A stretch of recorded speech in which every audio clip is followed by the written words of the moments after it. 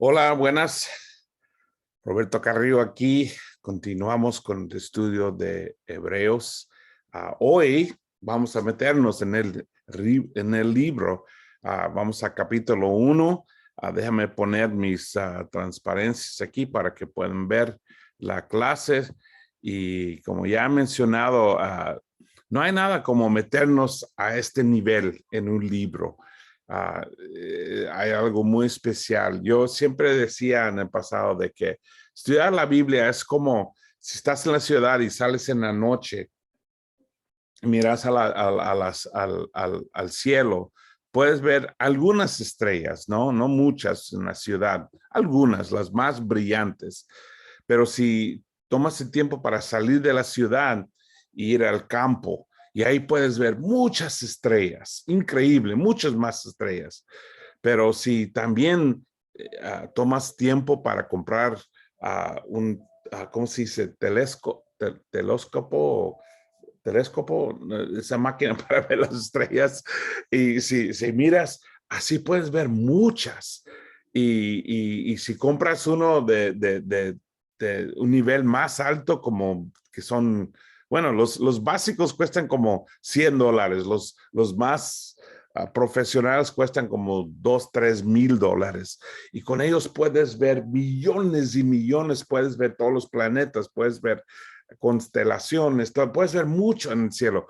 Todo está ahí, pero depende al nivel de enfoque, ¿no? Depende a lo que haces para poder ver más. Y así es con la Biblia. Si tomas el tiempo, si tomas el tiempo y el enfoque y te pones a leer y estudiar, hay mucho más. Y es lo que estamos haciendo con el libro de Hebreos. Esto es el título en griego, así si compras una Biblia en griega, el título será Pros Hebreos, es decir, según los hebreos, ¿no? Según los hebreos. Y vamos a capítulo 1. Qué increíble, ¿no? Y aquí está capítulo 1, versículo 1. Y el libro de Hebreos empieza con poder, empieza impactante, ¿no? El autor, como ya mencioné, fue un orador entrenado tenía mucha habilidad, mucho talento de orador, ¿no? Y te lo pongo en griego porque quiero que nada más escuches, ¿no? Cómo suene en griego. A propósito, tiene un sonido, ¿no? Polumeros, kai poluprotos, palaijoteos, palaleis, lalaleis, tois patrasin en tois profetais. ¿Ves? Escuchas de po, ese sonido. Usa palabras que captan la atención. Polumeros, kai polutropos, palaijoteos, la lesastois patrasin, entois profetas. No, es una frase que habla, ¡pum!, empieza fuerte, impacta fuertemente. Más para los que hablan griego, por supuesto, pero los sonidos es poético, es bonito, es romántico, la manera que habla. Así fue escrito el libro de Hebreos, fue escrito en el griego mejor de toda la Biblia. No hay otra carta, no hay otro escritor que escribe tan bonito como el autor de Hebreos. Obviamente alguien muy entrenado, ¿no? Inmediatamente vamos a los versículos, ¿no?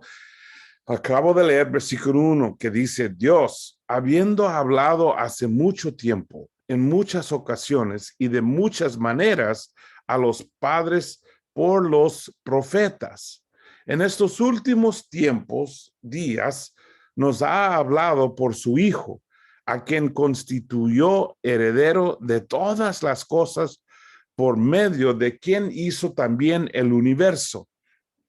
Él es el resplandor de su gloria y la expresión exacta de su naturaleza, y sostiene todas las cosas por la palabra de su poder.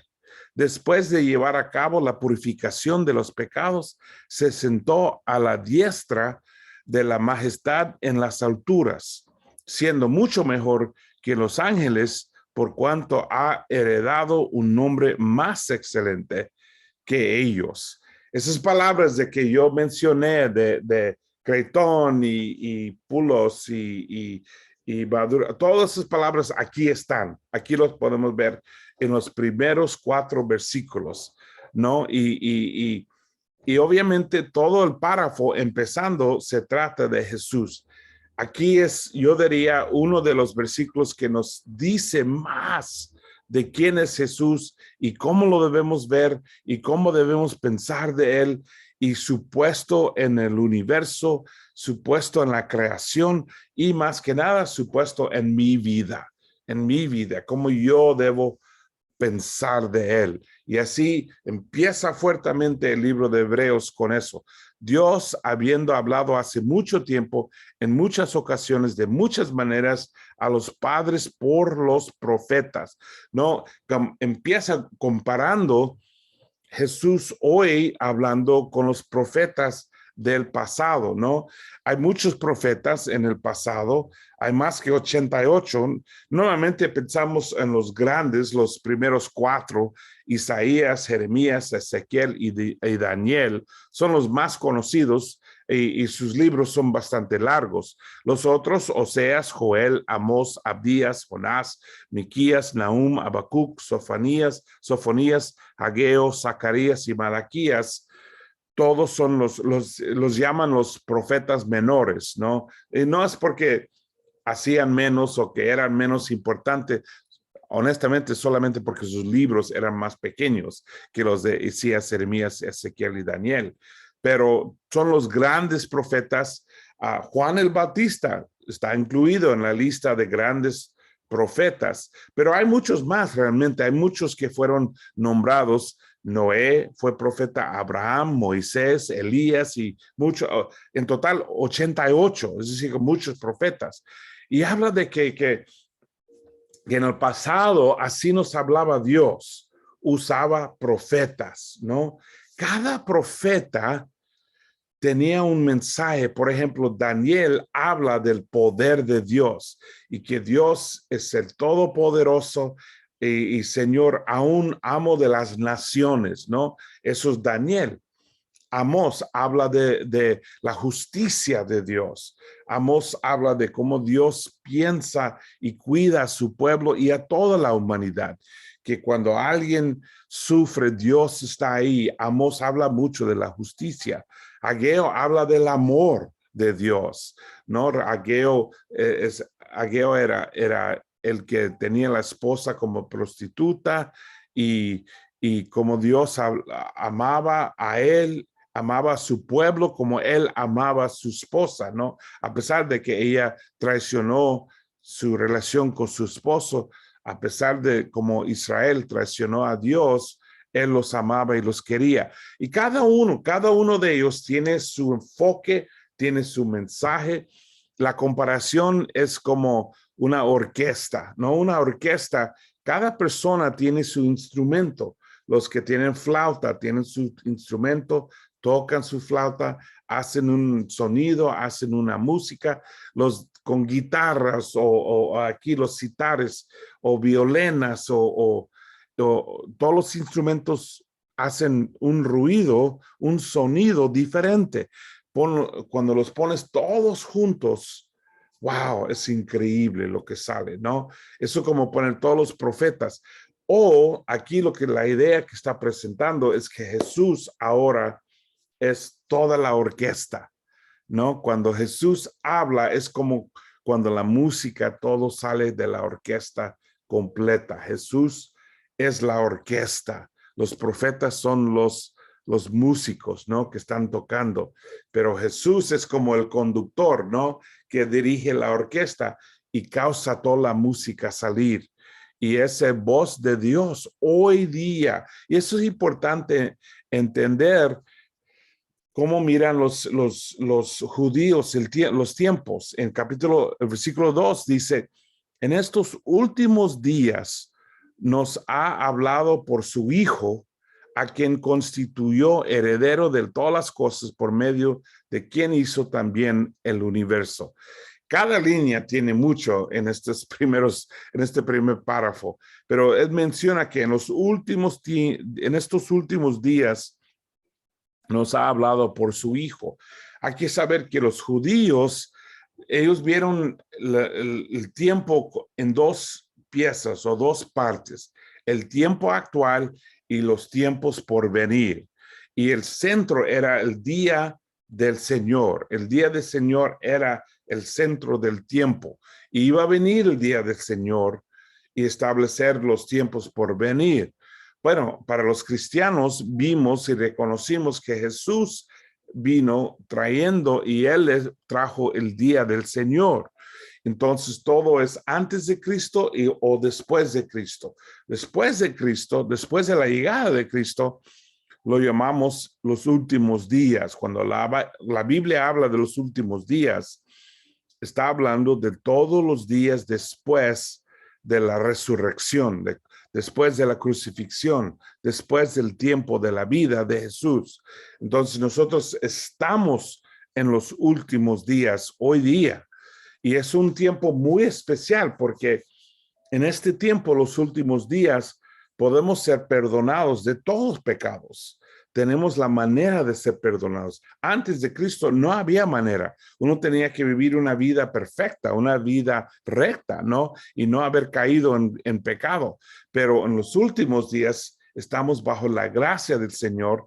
Podemos creer, arrepentirnos, ser bautizados. Recibimos todo el perdón de todos los pecados.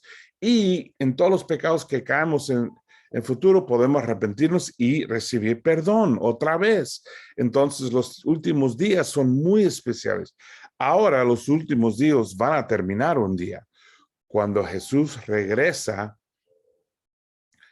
eso se llama la parusia. Cuando Jesús regresa, ya no va a haber tiempo para gracia, ya no va a haber tiempo para recibir perdón del pecado. Va a ser el día de juicio. Y el día de juicio, nadie va a estudiar la Biblia, nadie va a ser bautizado y todo va a terminar. Entonces, estamos viviendo en un tiempo muy especial, los últimos días, ¿no? Y dice el Espíritu aquí en versículo 2, que en los últimos días tenemos la voz de Jesús enseñándonos, ¿no? Y también luego dice, quien constituyó heredero de todas las cosas, ¿no? En el mundo clásico, ser el primer hijo, el primogénito, era una cosa increíble, era una cosa muy importante. El primer hijo recibía todo en el pasado. Todo venía a él. Entonces usa ese término para ayudarnos a entender. Jesús recibe todo, todo, todo, todo. Y todo va a venir, toda la autoridad, todo el poder, todas las riquezas, todo el universo, todos los almas son de Jesús. Obviamente, él está haciendo un punto de qué tan alto, qué tan importante, qué tan increíble es Jesús. Dice, por medio de quien hizo también el universo, ¿no? Que Jesús no solamente apareció un día como un bebé, Jesús ha existido desde siempre, desde la creación. Hizo la creación a través de Cristo. Él tomó parte en la creación. Cuando en Génesis dice, vamos a crear el hombre en nuestra imagen. El nuestro es Jesús y el Padre y probablemente el Espíritu Santo también. La Trinidad, lo que nosotros llamamos la Trinidad. La Trinidad no es una palabra en la Biblia, pero el término es algo que describe lo que está pasando en la Biblia, cómo el Espíritu de Dios, el Hijo de Dios y el Padre trabajaban juntos desde la creación, siempre han existido. Entonces nos establece que Jesús es mucho más que un hombre, mucho más que un profeta, mucho más, bueno, a eso vamos a llegar, ¿no? Y versículo 3 nos habla de más detalle de quién es Jesús. Dice, Él es el resplandor de su gloria. Resplandor de su gloria. Me encanta la palabra, es apagausma significa lo que brilla de Jesús. Perdón, se me olvidó hacer la palabra más grande, pero apagausma es la luz que brilla, es su imagen que brilla de Dios. Y si quieres ver a Dios, solo tienes que ver a Jesús. Jesús dijo eso. Nadie ha visto el Padre, solamente los que han visto el Hijo. Lo dice, lo explica en Juan capítulo 1, ¿no? Jesús es la apagausma de Dios, otra palabra. Y dice, y la expresión exacta de su naturaleza, ¿no? La palabra es carácter que usa ahí, y el hypostaseos, esos son la expresión exacta de su naturaleza. Carácter es la palabra que traduce la expresión. Eso es también la palabra que usan para, si tienes una moneda, debes poder verlo y saber de quién es, ¿no? En Génesis, cuando habla que Dios hizo al hombre, dice que nos hizo en su carácter, pero aquí no solamente carácter, Jesús es carácter de Dios, pero también es su hypostaseos, es decir, su sustancia, su esencia. Nosotros no tenemos ese título. Solo Dios, solo Hijo de Dios, que es Jesús, tiene ese título. Eso lo hace bien claro el puesto de Cristo. Él es Dios, su carácter, pero también su hypostaseos. Su hypostasis es su sustancia, su esencia. Toda la esencia de Dios está en Cristo. Obviamente, siendo un ser humano, tiene limitaciones que en la forma espiritual no tiene.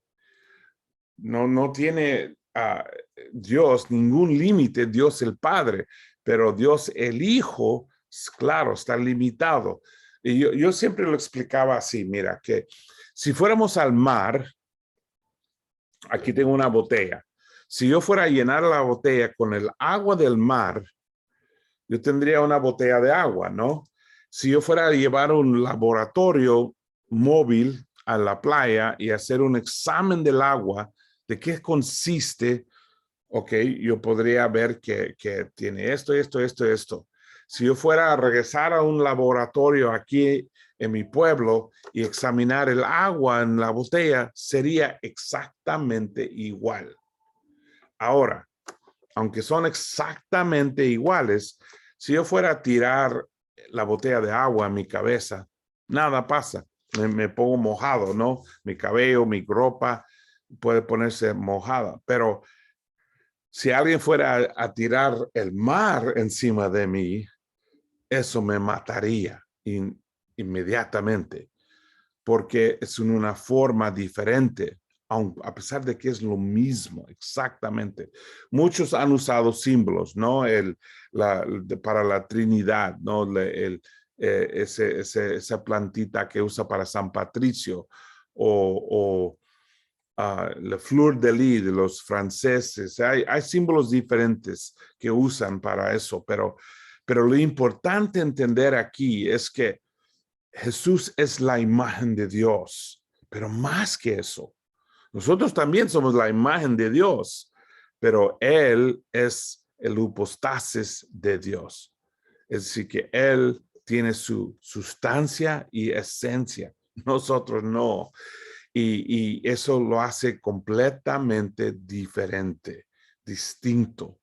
Es Dios en forma de carne y hueso. Seguimos leyendo. Sostiene todas las cosas por la palabra de su poder. No, todas las cosas. ¿Cuáles cosas? Todo. La luz que está saliendo de esta lámpara. La energía para esa luz viene de la palabra de Dios. El sol que está brillando, dando vida a todo nuestro planeta, recibe su poder de Dios. Él sostiene todo. Y fíjate, dice, por la palabra de Dios es súper importante y súper poderoso.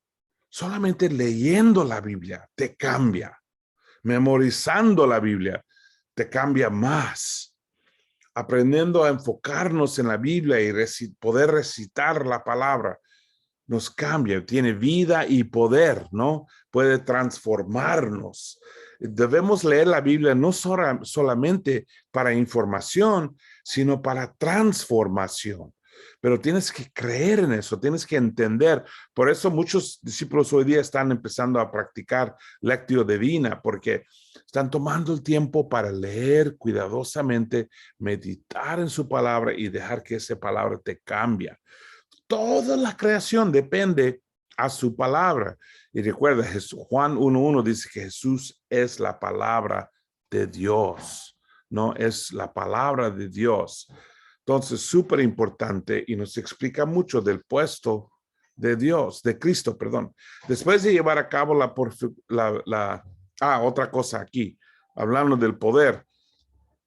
Bueno, dice, sostiene todas las cosas a su poder.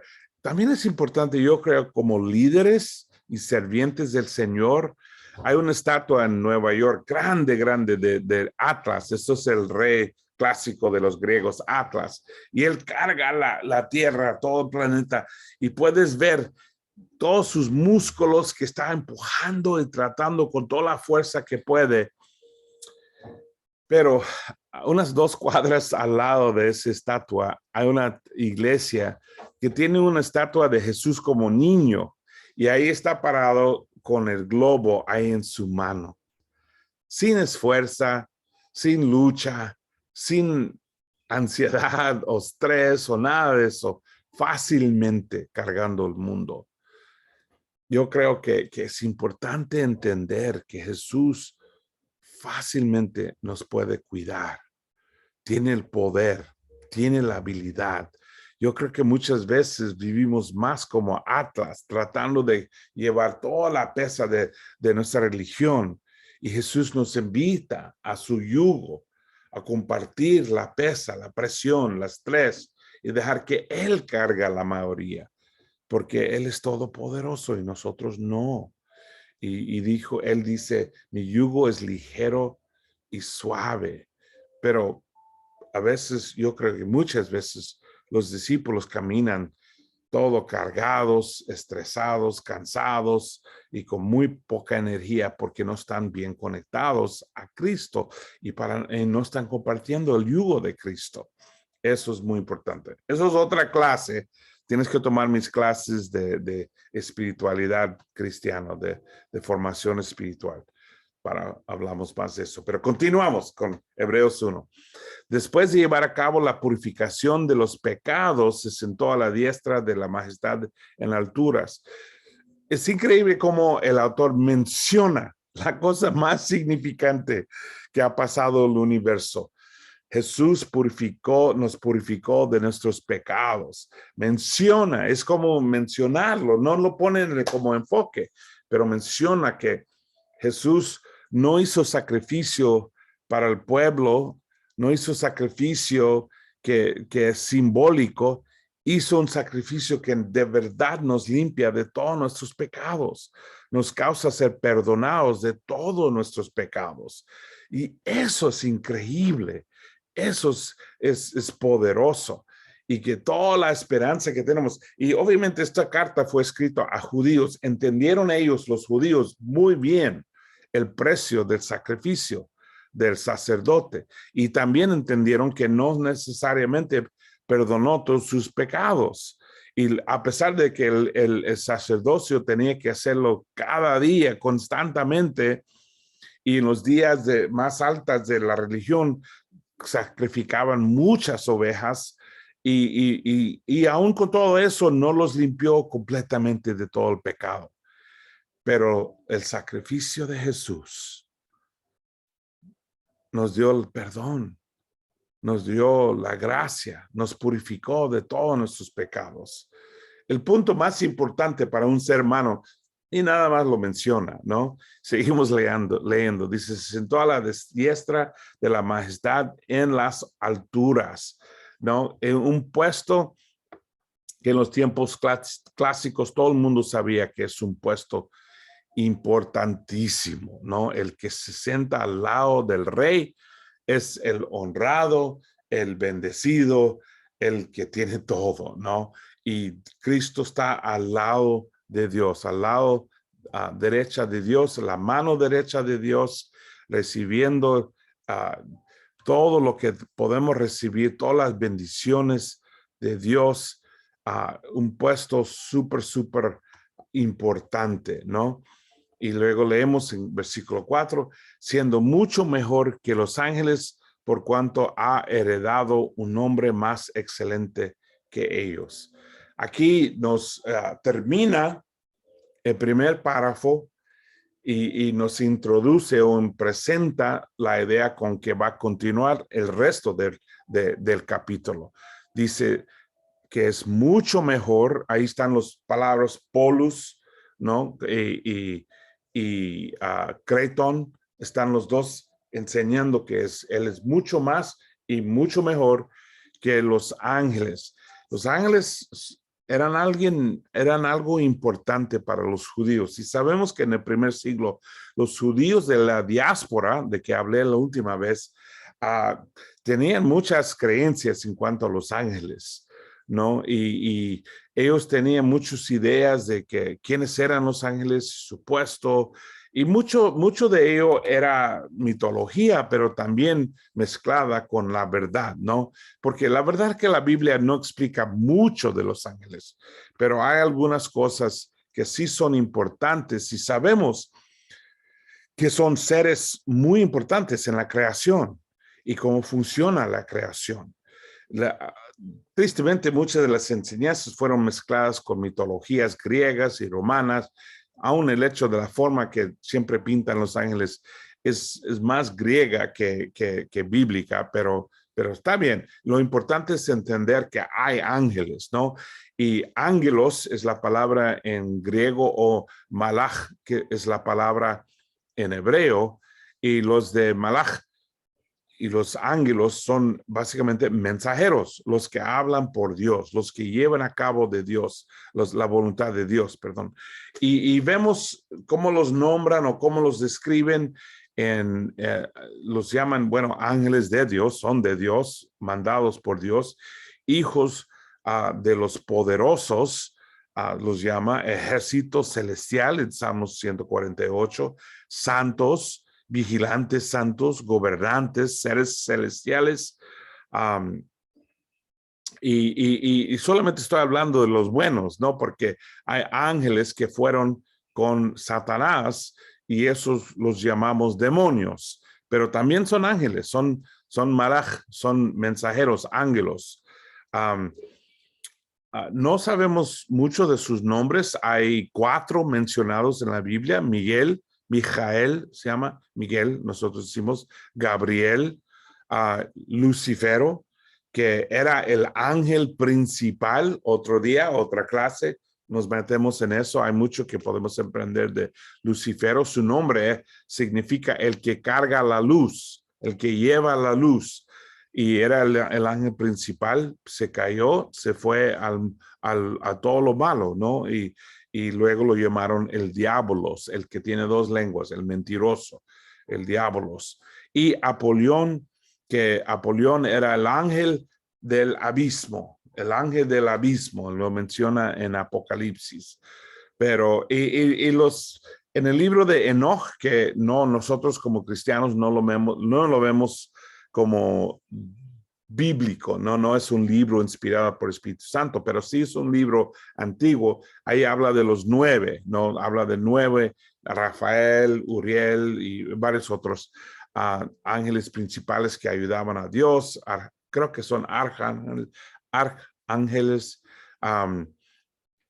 pero habla hay millones de ángeles, que cada planta tiene un ángel, cada persona.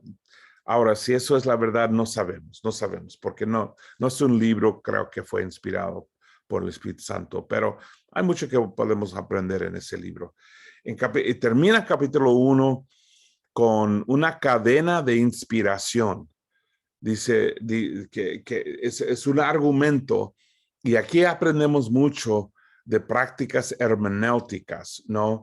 De cómo usaba el autor el Antiguo Testamento para los cristianos que no están bajo el Antiguo Testamento, que no viven bajo el viejo pacto, sino viven en el nuevo pacto, pero estudian el viejo pacto, el antiguo pacto, para aprender de él, ¿no? Y fue escrito en una forma que es cadena de inspiración, es decir, que hace una cadena de escrituras del Antiguo Testamento. Habla este párrafo, y es muy posible que esto fue una canción, tal vez una poema, pero aún tal vez una canción que cantaban los primeros cristianos. Pero por lo menos una frase que escuchaban ellos para aprender la doctrina de Cristo, la cristología de Jesús, ¿no?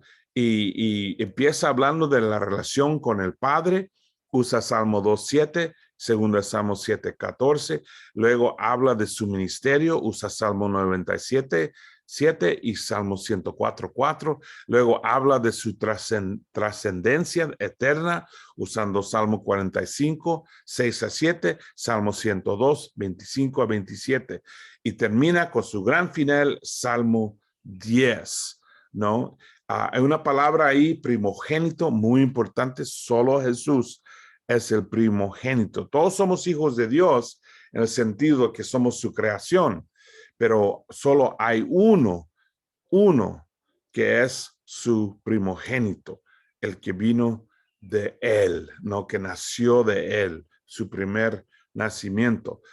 En la primera parte habla el Hijo superior a los ángeles, porque ¿a cuál de los ángeles? Esta es una frase que usa para empezar esta sección y terminar esta sección. Lo vas a ver en la última parte.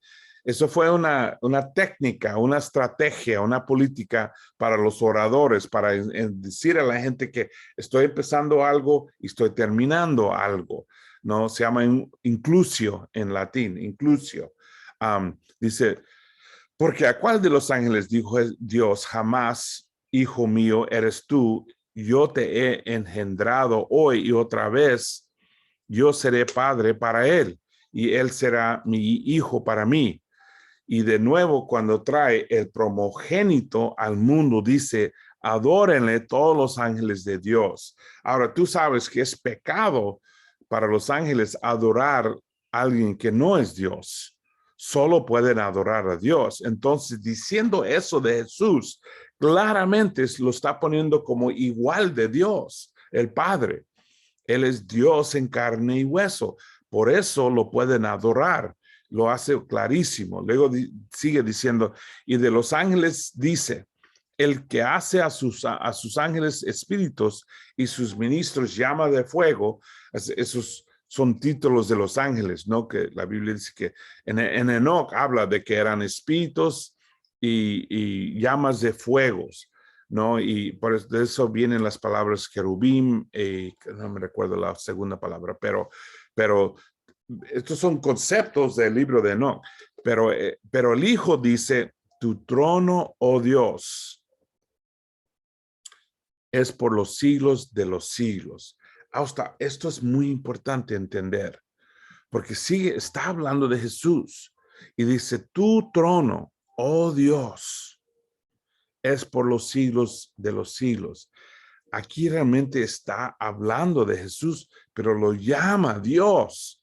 Eso sería blasfemia horrible si no fuera Jesús Dios. Y dice, y cetro de equidad es el cetro de tu reino. Has llamado a la justicia y aborrecido la iniquidad, por lo cual Dios, tu Dios, te ha ungido con óleo de alegría más que tus compañeros. Sigue hablando de Dios, tu Señor, perdón, de Jesús. En el principio pusiste los cimientos de la tierra y los cielos son obra de tus manos. ¿Ves? Jesús levantando a Jesús su relación con el Padre, su relación con toda la creación. Ellos perecerán, pero tú permaneces. y todos ellos como una vestidura de envejecerán, y como un manto los enrollarás, como una vestidura serán mudados, pero tú eres el mismo. Obviamente hablando de la eternidad, de la trascendencia de Cristo, de que va a existir siempre Cristo. Tus años no tendrán fin. Mira, cuando los judíos atacaron a Jesús, siempre decían, era solamente un profeta, como un hombre, va a morir, todo, y lo atacaron así, decían que solo era carne y hueso. Algunos, los gnósticos, decían que solo era espíritu, que no vino como carne y hueso. Y eso es por las creencias de los griegos que pensaban que todo lo espíritu es bueno y todo lo físico es malo. Entonces pensaron que no, Jesús no podía haber sido físicamente aquí. Pero sin embargo, tenemos ejemplos de Jesús comiendo. Yo creo que por eso Juan puso que Jesús cocinó el pez, que comió con los apóstoles, enseñando que era físicamente aquí también, no solamente espiritualmente, pero aquí también habla de su espíritu, ¿no? Y aquí es donde está el inclusio. Dice, ¿a cuál de los ángeles? Aquí está terminando esta sección. ¿A cuál de los ángeles ha dicho jamás, siéntate a mi diestra hasta que ponga a tus enemigos por estrado de tus pies? ¿No son todos ellos espíritus ministradores enviados para servir por causa de los que heredarán la salvación? Demostrando, ¿no?, que a pesar de que los ángeles son súper importantes en la creación, son los trabajadores de Dios, son los mensajeros de Dios, son nada más servidores. Y el Hijo de Dios es mucho, mucho más. Y termina aquí el capítulo enseñando que Jesús es mejor cretón que todos los ángeles, que todos los seres celestiales, y termina con esta conclusión. Entonces, ¿qué vemos en este capítulo tan chiquito? Ya establece que Jesús es superior a todos los demás, profetas y ángeles incluidos, que son los seres más importantes en toda la creación. Los profetas, los más importantes de los seres humanos, y los ángeles, los más importantes de los seres celestiales. Y Jesús es sobre cretón de todos, ¿no? Jesús es el Hijo único de Dios. Que viene, un hijo es carne y hueso, ¿no? Un hijo de Dios. Pero también Jesús es homoousios de Dios, es decir, su esencia y su sustancia. Todo lo que es Dios es Jesús. En la conclusión, Jesús es Dios. Entonces, no podemos alejarnos de Él.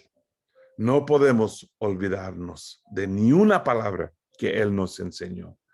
Y entonces debemos siempre enfocarnos en Él y ser fieles hasta el fin.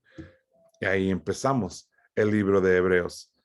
Qué increíble, ¿no? Qué increíble este libro. Me encanta este libro, me encanta el libro de Hebreos, y este capítulo demuestra, es una presentación en la entrada fuerte, una entrada importante de quién es Jesús, y nos da los claves que vamos a aprender mucho más en los capítulos que vienen.